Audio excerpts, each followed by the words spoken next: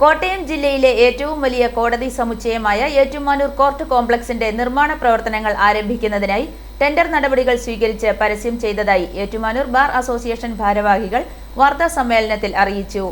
May 28-ന് മുൻപായി tender സമർപ്പിക്കേണ്ടതും 30-ന് final തീരുമാനമെടുത്ത് കരാറുകാരെ നിശ്ചയിക്കുന്നതുമാണെന്ന് association ഭാരവാഹികൾ പറഞ്ഞു. 32 കോടി രൂപയാണ് ആകെ അടങ്കൽ തുക.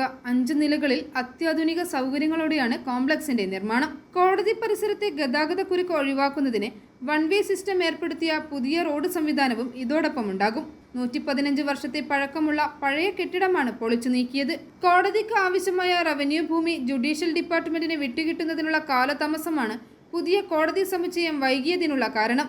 Ettumanoor bar association president advocate Sibi Vettoor, KR Manoj Kumar, vice president Jessymol Joseph എന്നിവർ വാർത്താ സമ്മേളനത്തിൽ പങ്കെടുത്തു.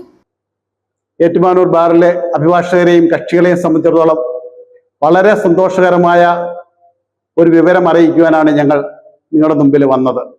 കാരണം കഴിഞ്ഞ 3 വർഷക്കാലമായി ഏറ്റുമാനൂർ കോടതിയിൽ വരുന്ന കക്ഷികൾക്കും അഭിഭാഷകർക്കും ക്ലർക്കുമാർക്കുമൊക്കെ വളരെയധികം ബുദ്ധിമുട്ട് അനുഭവിച്ചുകൊണ്ടിരിക്കുകയായിരുന്നു സ്ഥല സൗകര്യമില്ലാത്തതിൻ്റെ പേരിൽ.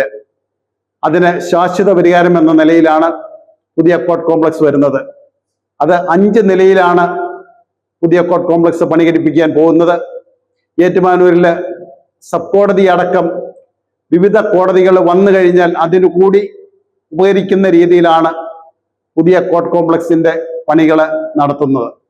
തീർച്ചയായിട്ടും ഏറ്റുമാനൂരിന്റെ വികസന കാര്യത്തിൽ വലിയ ഒരു മുന്നേറ്റമാണ് കോടതി സമുച്ചയത്തിലൂടെ നേടുവാൻ പോകുന്നത്.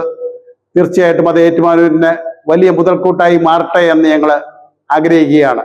i4a news, Ettumanoor.